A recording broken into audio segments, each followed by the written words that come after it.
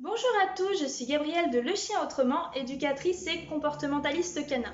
Aujourd'hui, je vous fais une petite vidéo avec Koda, donc c'est mon petit chat qui va avoir tout juste un an.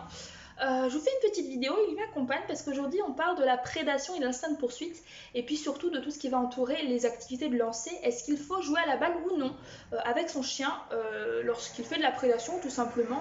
Est-ce qu'il faut de manière générale jouer à une activité de lancer avec son chien? Donc pour clarifier un petit peu les choses, qu'est-ce que j'entends par une activité de lancer? Ça va être tout ce qui va créer une poursuite en fait. La balle, le bâton, le frisbee,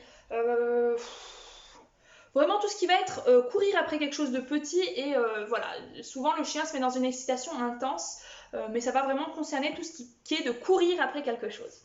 Donc voilà ce dont on va parler aujourd'hui. Donc c'est un sujet qui est assez fréquent. J'ai moi-même il y a un an, je me suis posé des questions. Je me suis dit il y a beaucoup de personnes qui parlent d'activité de lancer, qui disent que c'est pas super de jouer à la balle avec son chien, que ça crée encore plus de prédation, qu'on a un chien qui par exemple n'avait pas forcément d'instinct de poursuite avant et qui commence à en avoir suite à une activité de lancer. Donc j'étais assez sceptique et puis je me disais finalement il vaut mieux peut-être pas jouer aux activités de lancer avec son chien. Donc moi c'est pas non plus un problème assez important parce que je sais que mon chien il aime pas trop jouer, il joue mais quand je cours après il veut absolument qu'on fasse un jeu de course entre nous. Mais ça l'intéresse pas trop les activités de lancer, enfin du moins rarement. Donc c'était pas spécialement pour moi mais c'était voilà plutôt pour les chiens que j'accompagnais. Donc avant j'avais pas particulièrement beaucoup de chiens qui faisaient de la prédation en rééducation, donc c'était pas un sujet qui voilà, c'était un sujet qui m'intéressait mais c'était pas quelque chose dont j'avais vraiment besoin. Cependant, au fur et à mesure, au fil des mois, j'ai de plus en plus de chiens qui faisaient de la prédation. J'ai beaucoup de familles qui m'ont contacté pour me dire écoutez, voilà, mon chien court après les chats, écoutez, regardez, mon chien court après les vélos, mon chien il a déjà tué une biche par exemple, ce genre de choses, je sais pas comment faire, aidez-moi. Donc au fur et à mesure, à force de voir des chiens qui font de la prédation, de me poser des questions, mais comment est-ce que je peux travailler ça, ou bien tout simplement juste d'y réfléchir, je me suis dit mais comment est-ce qu'on peut travailler un instinct de prédation? Qu'est-ce que c'est un instinct de prédation? Est-ce que la balle est-elle une bonne ou une mauvaise idée lorsqu'on a un chien qui fait de la prédation? Ou bien tout simplement lorsque l'on a un chiot à la maison ou un chien adulte qui n'a pas forcément de prédation, est-ce qu'il faut ou non jouer avec cette balle? Donc voilà, moi il y a un an j'avais entendu, non la balle ça crée de l'adrénaline quand le chien poursuit quelque chose, donc ça crée un plaisir, donc quand il va voir un chat passer, paf, la même adrénaline, le même plaisir, et mon chien va partir après le chat et de plus en plus ça va être un cercle vicieux. Donc ça c'était mon idée d'il y a un an. Puis là, il y a quelques mois, je vois de plus en plus de chiens qui font de la prédation, puis je me pose la question. Mais comment est-ce que je peux faire pour travailler un instinct de prédation? Donc c'est un besoin. La prédation, c'est voilà, c'est un patron moteur pour certaines races. Donc un patron moteur, c'est vraiment quelque chose qui fait partie de la sélection, de la génétique. Enfin le chien est voilà, c'est ce qu'il est en fait. Par exemple, un chien de chasse, voilà, on va avoir une prédisposition à la prédation. Un chien, qu'est-ce que je peux vous dire d'autre? Voilà, un chien d'eau, il va avoir une plus grande prédisposition qu'un chien normal à vouloir aller dans l'eau. Une prédisposition, c'est vraiment une tendance à. Il va avoir plus tendance à qu'une autre race parce qu'il a été sélectionné, élevé, et sa lignée fait que, voilà, il est fait pour ça et il doit aimer ça. Donc voilà, ça ne désigne pas, un individu n'est pas forcément comme toute sa race. Ça ne veut pas dire que je ne pointe pas les races du doigt. Ça veut pas dire que c'est un malinois qu'il est comme ça veut pas dire que c'est un bichon il est comme ça veut pas dire que si, que ça, que l'autre. Je prends simplement en compte le fait que les prédispositions, ça existe, c'est comme ça. Les prédispositions génétiques, c'est une fatalité, ça existe. Enfin, c'est pas une fatalité, mais c'est une chose, ça existe. Et donc, faut en prendre conscience. Et la prédation, ça fait partie de ces choses-là, donc ces patrons moteurs, cette prédisposition. Et on a des chiens qui vont donc avoir plus de compétences et plus de besoin de courir après des choses, de les attraper, de les tuer, ou même tout simplement de chercher des odeurs, ce genre de choses. Donc voilà, à mes yeux, ça, c'était quelque chose qui existait déjà, mais je ne savais pas trop comment faire, je me posais pas forcément les bonnes questions, puis c'est venu, là, il y a quelques temps, comme j'ai eu pas mal de chiens qui faisaient de la prédation, à me dire, mais si j'interromps comment est-ce que je peux travailler une prédation qui est un besoin? Donc, comme vous devez le savoir, un besoin, c'est un besoin. Quand vous avez envie de manger, quand vous avez besoin de manger, quand vous avez besoin d'aller aux toilettes, quand vous avez besoin, un besoin, c'est un besoin. Le chien qui fait de la prédation, si je n'assouvis pas son besoin de prédation, il va l'assouvir de lui-même ou il va adopter ce qu'on appelle un comportement compensatoire. Je vous donne l'exemple il y a beaucoup de chiens qui sortent jamais de chez eux, qui ont des besoins de dépenses assez intenses. et qui vont aboyer toute la journée. Pourquoi? J'ai le chien des voisins par exemple. Parce qu'en fait, c'est un animal qui a un besoin de dépenses physiques, mentales et autres. Il ne peut pas y assouvir, donc son corps, son cerveau et tout ça va avoir besoin quand même d'y assouvir, donc il va trouver un autre moyen d'y assouvir. Donc on peut avoir des chiens qui vont se mettre à vous ignorer en balade parce que ils ont ce besoin de traquer, ce besoin voilà, d'y aller, trouver une proie. On peut avoir des chiens qui ne reviennent pas au rappel à cause de ça. On peut avoir des comportements de compensation qui n'ont rien à voir. On peut avoir des chiens qui vont faire de la prédation maintenant sur les congénères, sur les enfants, ou bien tout simplement qui vont attaquer ce qui passe parce que ça court ou parce que ça bouge. En fait, leur instinct va être décuplé parce qu'ils en ont besoin et que ce besoin n'est pas assouvi. Je vous donne un autre exemple de besoin que j'ai déjà eu. J'ai déjà eu un border collie qui attaquait les vaches, qui faisait de la prédation sur les vaches. Pourquoi? Parce que il était dans une famille de personnes âgées qui ne pouvaient pas le sortir et qui ne prenaient pas le temps de faire des activités physiques par manque de possibilités, par manque de temps. Voilà, donc ce chien-là n'avait pas ses besoins assouvis, il partait faire de la prédation pour répondre à son besoin de défense physique. Et ça, sans répondre à ce besoin-là, donc en principe, on propose soit les personnes sont capables de répondre à ce besoin-là, soit malheureusement il est préférable de placer parce qu'un besoin c'est un besoin. C'est comme si vous voilà, je vous interdis d'aller aux toilettes, vous n'avez pas le droit d'aller aux toilettes et puis je m'étonne que vous faites pipi au milieu de la maison et que je vous engueule derrière. C'est pas possible, un besoin c'est un besoin. Donc si on peut pas y répondre, il est préférable de trouver une famille qui peut mieux y répondre que nous. Le chien sera plus heureux et on est quand même dans l'intérêt humain mais aussi dans l'intérêt beaucoup du chien. Moi je travaille comme ça, je préfère travailler dans l'intérêt du chien avec l'humain, mais si pour moi le chien n'est pas heureux ou ça ne va pas, je n'hésite pas à le dire à la famille. Voilà, donc c'est ce que j'ai fait dans ce cas-là, mais c'est important, le besoin il est important de le considérer comme quelque chose vraiment d'essentiel pour avoir un chien bien dans ses pattes. Un besoin qui n'est pas comblé, c'est un chien qui est mal dans ses pattes.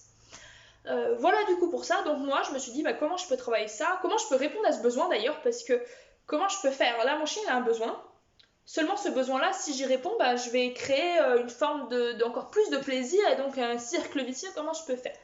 Puis en cherchant, puis en me documentant, puis moi je suis quelqu'un vraiment qui m'ouvre à tout, je reste pas fermée, si jamais quelqu'un a une autre idée, si jamais quelqu'un voilà, est différent de moi, va trouver une solution différente, tout simplement, voilà, il a une idée lumineuse, je vais essayer d'y réfléchir, si on me contredit, je vais essayer de chercher pourquoi. Voilà, je suis quelqu'un qui m'ouvre à ça. Et donc ça m'a permis de me dire, écoute, l'activité de lancer elle est pas si mal parce que moi je peux pas, voilà à quoi sert Coda, je peux pas me dire, j'ai un chien qui fait de la prédation, un chien qui fait de la réactivité congénère, je peux prendre un autre chien pour travailler. Il sera en sécurité parce qu'ils seront tous les deux attachés. Un chien qui fait une prédation aux voitures, je peux prendre une voiture. Un chien qui va faire une réactivité aux humains, qui a très peur des humains, je vais pouvoir travailler avec des humains. Je peux pas travailler avec mon chat, je peux pas le mettre en danger, déjà je vais pas lui mettre un harnais, le sortir dehors, il va être tétanisé le pauvre, c'est assez... ça a besoin de son espace de vie, le chat, et dès qu'on en sort un petit peu, c'est un animal comme ça, qui est territorial et qui a besoin d'être rassuré. On le remarque d'ailleurs assez fréquemment, les chats qui sont pas bien, ils pissent de partout. C'est pas de la vengeance, comme pourraient dire certains vétos ou certains éduques, c'est qu'ils sont pas bien. Donc voilà, moi je mets pas en difficulté mes animaux, donc la difficulté, le danger, je le mets pas en avant. Donc si j'ai un animal qui ne peut pas travailler parce que tout simplement c'est un chat, donc je peux pas l'emmener dehors travailler avec moi, ou c'est dangereux pour lui, je préfère ne pas le faire. Je trouve que c'est assez normal de protéger ces animaux. Donc j'ai cherché autre chose parce que voilà, Coda, je peux pas l'emmener avec moi, risquer qu'il se fasse blesser, risquer qu'il ait très peur, qu'il soit stressé. J'ai pas d'intérêt à prendre un chat si c'est pour ça. Donc je cherchais une autre solution et je me suis dit, la balle, en fait, ça peut être pas mal parce que du coup, ça mime une prédation. C'est comme si c'était une bestiole qui part. Seulement, c'est pas une bestiole qui part. Du coup, ça va me permettre, en fait, de quelque chose de plus facile parce que je peux pas faire le tour du quartier, faire les pâtés de maison pendant 3 mois jusqu'à trouver un chat, essayer d'y travailler, mais mine de rien, le chat il est parti en 2 secondes, c'est pas possible. Donc je vais devoir travailler une situation qui est plus accessible et qui est plus simple. Il faut savoir que quand on travaille un comportement chez le chien, donc ça je vous donne un petit peu, c'est une indication qui est assez simple, mais qu'on n'y pense pas toujours, il faut travailler graduellement. C'est-à-dire qu'un élève de CP ne peut pas faire des devoirs d'un élève de 6e. Il faut qu'il passe par le CE1, CE2, CM1, CM2 et 6e avant de pouvoir y arriver. C'est pareil sur nos chiens.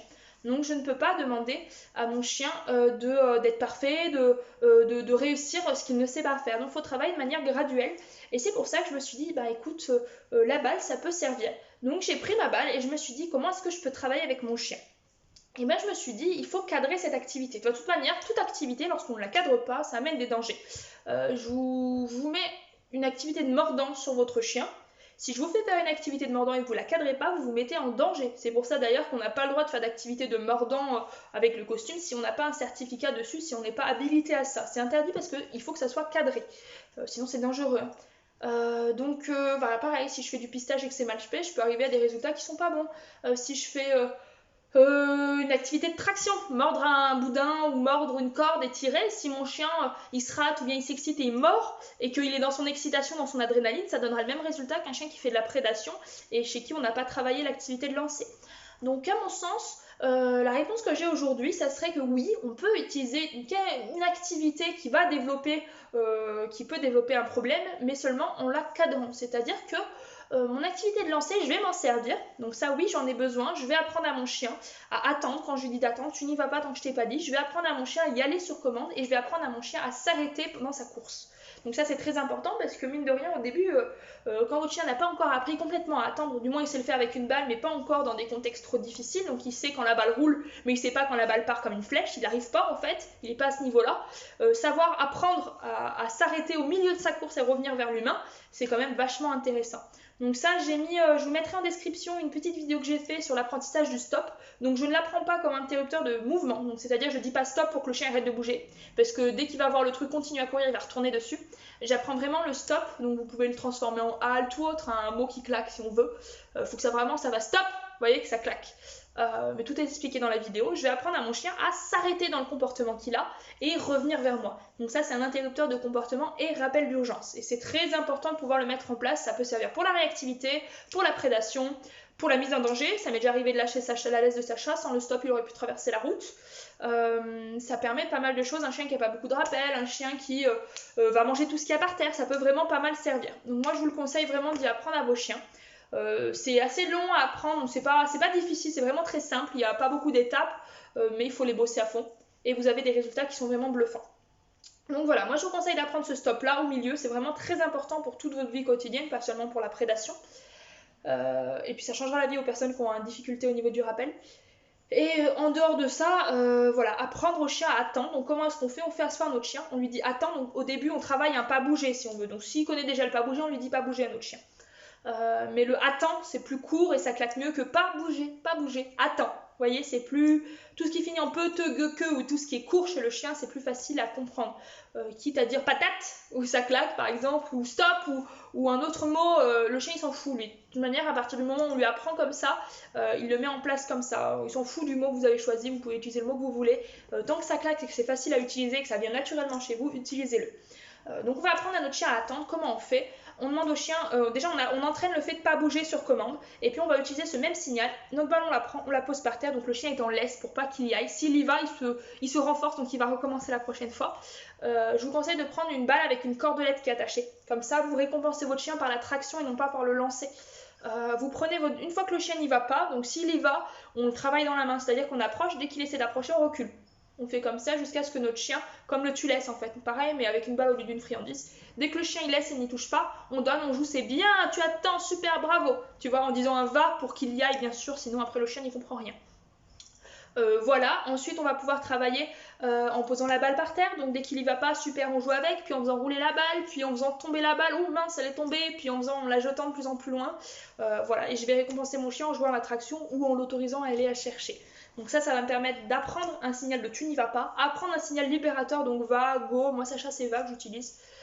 Et surtout apprendre à notre chien grâce au stop à s'arrêter au moment précis, on lui demande de s'arrêter.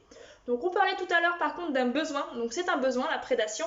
Voilà, courir après quelque chose c'est intéressant, dire tu attends, jeter la balle est déjà par terre et vas-y, c'est pas de la poursuite.